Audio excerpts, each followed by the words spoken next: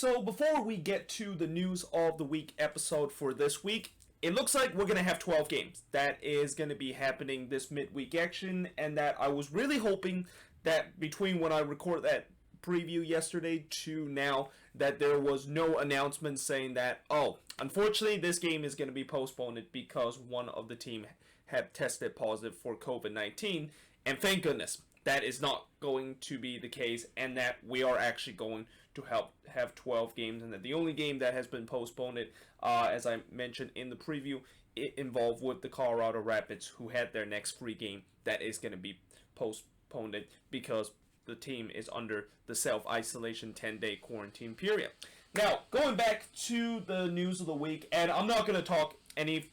COVID-related kind of stuff in the news of the week, but kind of more talk about something that I might make a video about this if it's going to be finalized and make it official next week, and that is MLS is looking to try to create a MLS Reserve League. Now, we already know that a couple of MLS teams have their own reserve team, like Orlando City, the Red Bulls, the Union, and all those other teams that have kind of like a B team that's playing in the USL Championship. Well, this week I also have heard a lot of news that they are actually pulling out of the USL, whether they're playing the Championship or they're playing in League One, and that it seemed like they're planning to move to this Reserve League. And from what I heard, this Reserve League basically means that every single team is going to have a reserve team, so kind of have a B team, and that the reason why I think they decided to create this Reserve League is that they want to give chance for players that are not regular starters, or they're just kind of rotting on the bench of the team, and that they can get to play the reserve team so that they can get valuable minutes. And this is also kind of specialized in terms of all these youngsters that might have graduated from their respective team academy, and that they can jump right into the reserve team to get some minutes before hoping to maybe get promoted into the main team. Now, the other thing that I've also heard about this Reserve League is that, I mentioned before how teams obviously have reserve team play in the USL Championship and USL League One. Well, there's also some teams that have affiliates with teams like how the Quakes have affiliates with Reno 1868, and that they also said that these teams that already have affiliates with a USL Championship team, they don't necessarily have to kind of get rid of that affiliation and have to force to go into have to make a new team into the Reserve League. And what that basically means is the Quakes, they don't have to force to terminate their affiliates with Reno 1868, and they can continue to have that affiliation while potentially also have a separate team in the MLS Reserve League. But either way, for me, I think this is kind of an interesting kind of situation, in that I kind of like the idea that this does give more chances to all those players that again, they graduated from the academy. Most of them tends to usually either go to USL or try their luck of going to Europe, and that some of these guys also are kind of just getting stuck in terms of being in the main team, but that they don't make it into the starting 11 or on the bench. Well, these guys can go into the Reserve League and get some valuable minutes, and as I said, if they do get valuable minutes and they're good enough, then the main team can potentially promote them. And that, the other thing that I also will say about the Reserve League is that I know there are some people that say this is not a good idea because of the fact that nobody's going to go and watch the game. Well, I don't think MLS is trying to create this league just because of profit, and if they do, then this is a bad idea, because no one will go to watch a reserve team play. Like, already, in terms of all these reserve teams that MLS have in the USL Championship and also in League One, nobody actually goes to those games. So I'm pretty sure that when MLS decided to create this Reserve League, they only created it just because they want to give other players that might get stuck on the bench or don't break into the main team a chance to get some starting minutes, rather than the fact that they're looking to try to get some extra profit in the league and expect a good attendance into Reserve League. Like, I expect some of these games, they're not even going to be playing in the main stadium. They might be playing in a soccer complex, just like how the new MLS Next system is, with how MLS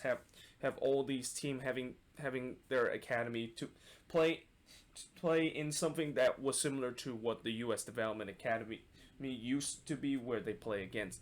each other and a bunch of these U17, U18 team facing off against each other. Now, moving on in terms of the next news and talk about manager. Well, DC United, they actually were rumored with former U.S. Women's National Team manager Jill Ellis. Now, this is a thing that I think I commented to somebody in the comment section a couple of days ago, and that, you know, there is definitely a rumor that Jill Ellis could potentially be a head coach in MLS and coach for DC United. And if that's the case, that is a historic moment for MLS, because I don't think we have ever had a head coach, let alone an assistant head coach, be a woman. And obviously Jill Ellis is one of those that is trying to kind of set the trend that, you know, women head coach cannot only just head coaching with either the national team or in the NWSL, but they can also take charge in terms of the men's team too. So it'll be very interesting to see whether if that is going to be the case. And the other thing I will say about this is that, you know, while Jill Ellis has been successful with the U.S. women's national team, I'm not quite sure how his transition in terms of club level is going to be, because we've seen before, whenever head coaches that have success in terms of coaching into the international level, well, that doesn't mean that because they have success in that terms of that field, that it will translate into the club level. Coaching in the club level and the international level is a complete different thing, and that we've seen a lot of time where either international head coach that does well, when they transition into the club level, they struggle, and we also seen the vice versa, where club head coach do well with their club, but once they start transition into the international role, they tend to struggle a little bit. So yeah, we'll see whether or not if that is going to be the case, or we'll see whether or not if this is actually going to be true. I mean, I would really love to see such a landmark kind of historical moment happen in MLS, where we could potentially be recognized as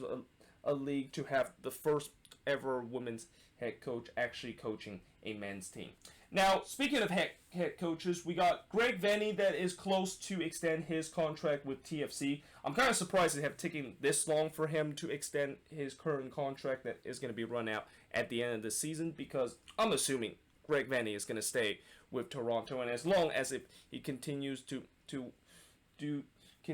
win with the team and have success with the team, there's no way in the world that he is going to let go. And that Greg Vanney is another guy that I'm not sure if I mentioned it before, but he is probably one of the more underrated head coach in MLS, where, you know, a lot of the success I know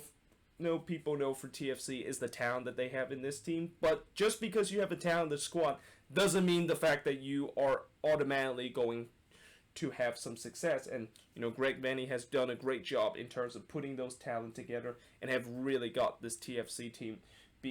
being such a good team, and now on verge of potentially winning the Supporter Shield this year. Now, there's also a rumor that is linking him to potentially become the next U.S. men's national team head coach. Now, this is something that I think I've heard before when Greg Berhalter was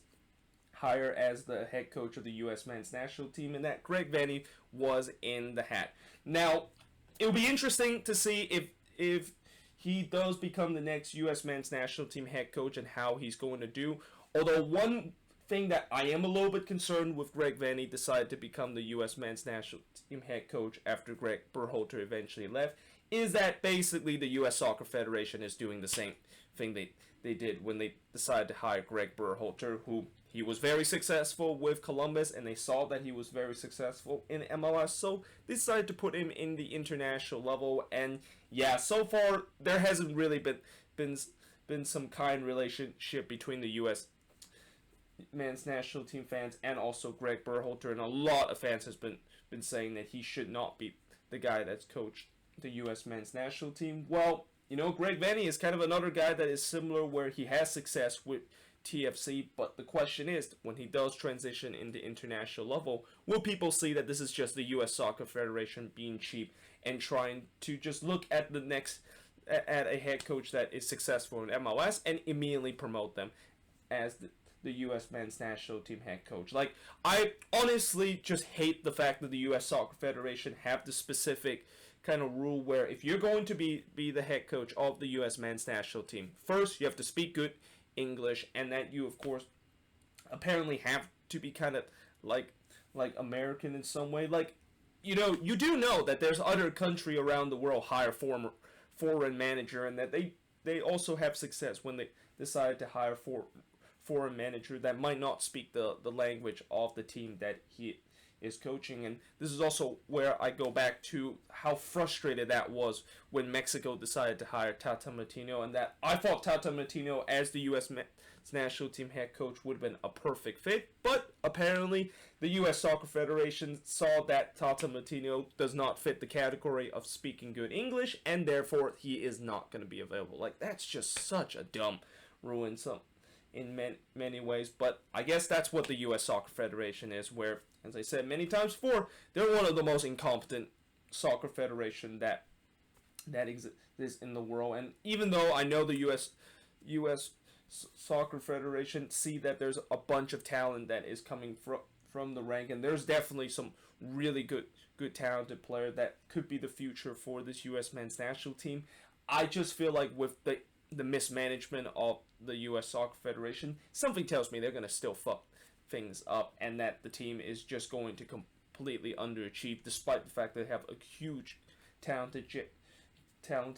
pool of players that could make this team very decent on the world stage in the next couple of years. Now, moving away in terms of talk about coaching and talk about some signings that has happened and some transfer rumors that has happened this week. Well, there is actually a rumor that Kayla Navas, after he is finished with his playing day at PSG, which his contract is actually going to be end next year in 2021, he's actually going to be rumored to head to MLS once his PSG playing days are over. Now, I know I've always said that there is an unwritten rule in MLS and kind of a cardinal sin in MLS for teams to decide to sign a goalkeeper and on a designated player contract. And most likely, if Kayla Navas does come to MLS, most likely he's going to occupy that DP spot. However, knowing how good Kayla Navas is, and even though he is getting up to his age, when you're a goalkeeper and you're kind of still in your early or mid 30s, you're still kind of in your prime of your career. Like, goalkeeper is one of the position where even if you're in your mid 30s, you can still be on top of your game. And I'll be interested to see which club decided to kind of offer them. I mean, I'm assuming clubs that are looking to try to get Kayla Navas has to be teams that are struggling in terms of their back line and struggling in terms of keeping the ball out of the back of the net. Looking at you, San Jose Earthquakes, in terms of the team that concede one of the most goals. But we'll see. We'll see which team is going to be ambitious enough to try to sign him heading into next season. And that there's also no guarantee. The fact that even though he says that he wants to head to MLS, again, his contract is not going to be ending until 2021. And by then, a lot can happen. By then, of him maybe changing his mind and stay in Europe instead of just coming to MLS and play in this league. Now, the Seattle Sounders is rumored with former Orlando City striker Kyle Larin, who is currently with Besiktas. Now, this one is kind of surprising because, the Sounders, I know the situation with Raul Ruidíaz, which if you guys haven't heard about that, well, unfortunately, Ruidíaz got tested positive with COVID-19 when he was with the Peru national team, and the Peru national team actually had a bit of an outbreak where a couple of their players got tested positive for COVID-19, and that the Sounders sees the fact that probably Ruidíaz will not be available for the remaining of the regular season. They might think about trying to pretty much put Ruidíaz on the season-ending list and hope that they can, of course, get another DP spot in exchange to try to sign Kyle Larin. Now, I don't think this is a good idea because, despite the fact that they're not going to have Ruidíaz most likely for the remaining of the regular season, that doesn't mean that they need to just quickly panic buy and get Kyle Larin from Besiktas, and that I feel like the Sounders will just do fine without Ruidíaz because they are a team that on the attacking front they have just so much attacking talent and so much player that can really step up if one of their main starters goes out. So I think the Sounders are going to be fine, even if they're not going to have Ruidíaz for the remaining of the regular season. Now, if you're other teams around MLS and you're looking to trying to get Kyle Larin, then yeah, this would kind of make sense, especially teams that struggle in terms of goal scoring, where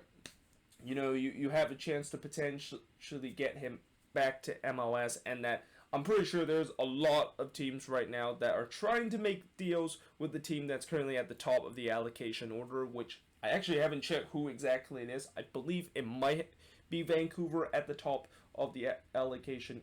order, but I'm pretty sure there are some teams that if they're desperate in terms of bringing Kyle Larin, they're probably making deals with teams that is at the top of the allocation order and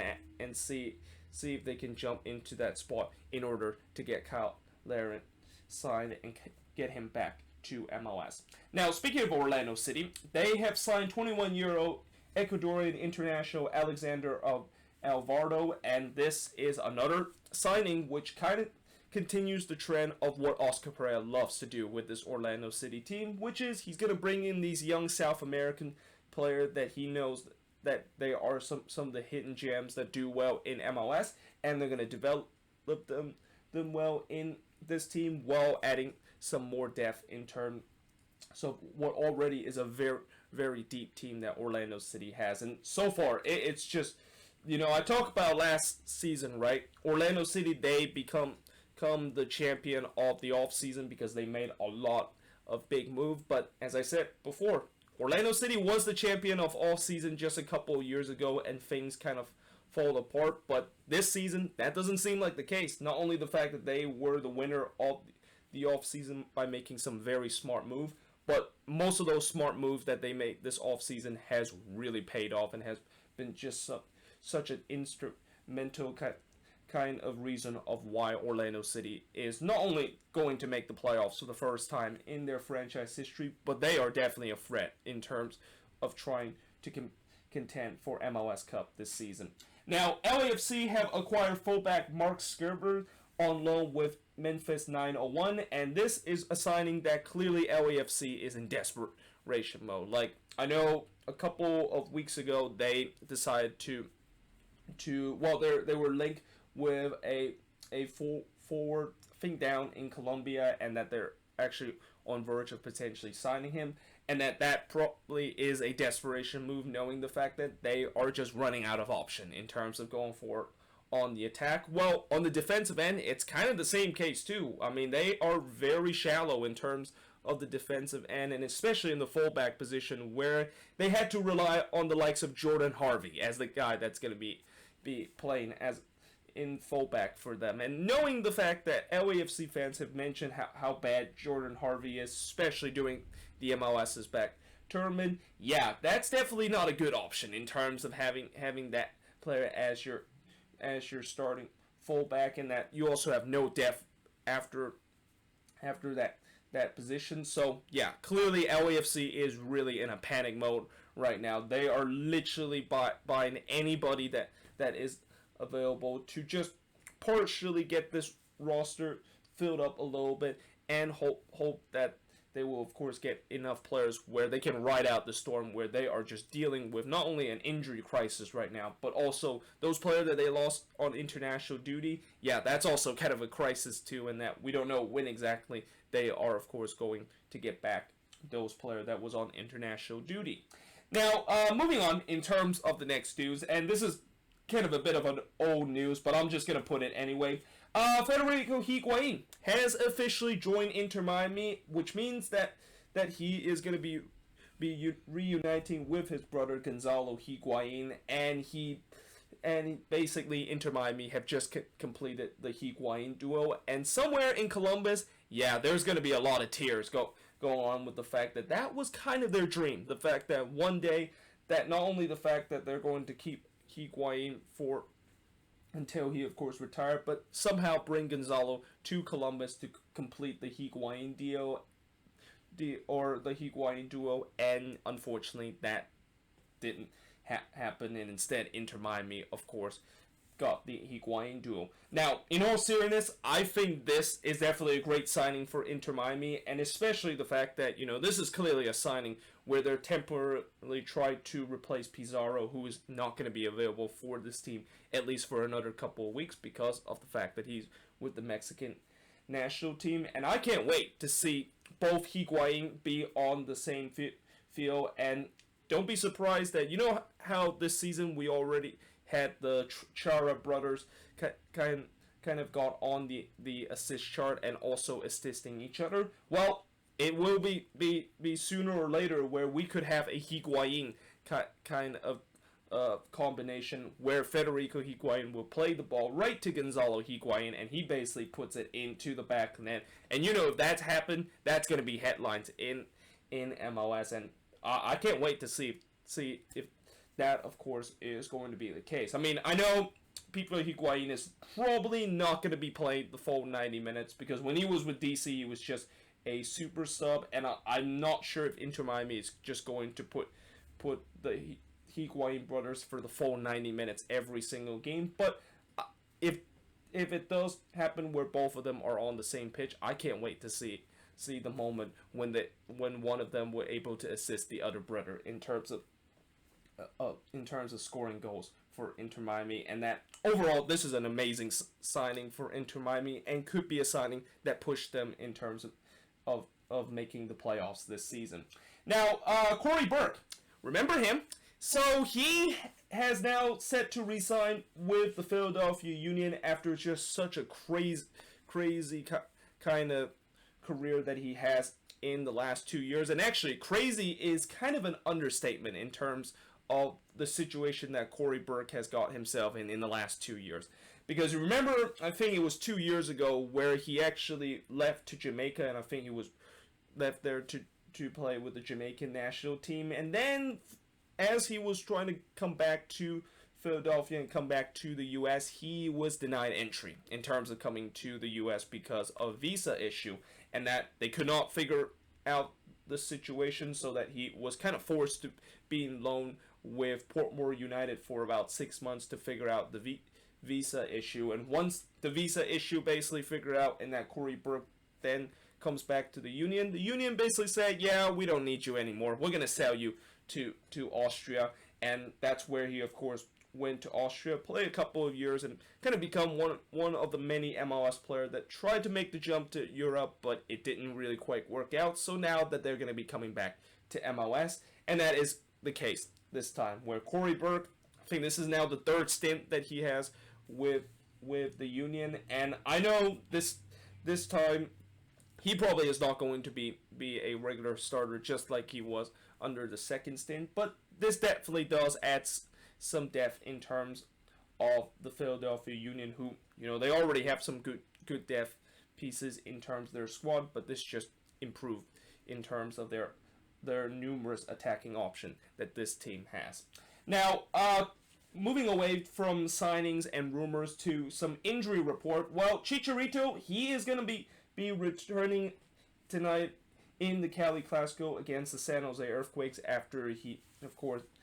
went on a parental leave. And congratulations to Chicharito in terms of getting a newborn kid. But yeah, depending on how you look at it, this could be good news or bad news for the Galaxy. And I'm pretty sure Galaxy fans will say this is bad news, because whenever Chicharito, of course plays with the Galaxy, they have yet to win a game when he is in the starting 11. Although the good news about this is, at least we might potentially see another Chicharito versus Wando kind of moment. Like that last Cali Clasico where Chicharito and Wando was basically butting heads against each other. Well, not really butting heads against each other, but more kind of like some chippiness that they had against each other. That was peak MLS moment there. I cannot wait to see if that is going to be happening again, where you have two of such a great player, with one of them being a legend in MLS and another one being a very well-known player, at least down in Mexico, going at it again each other in the Cali Clasico. So yeah, we'll see whether that is going to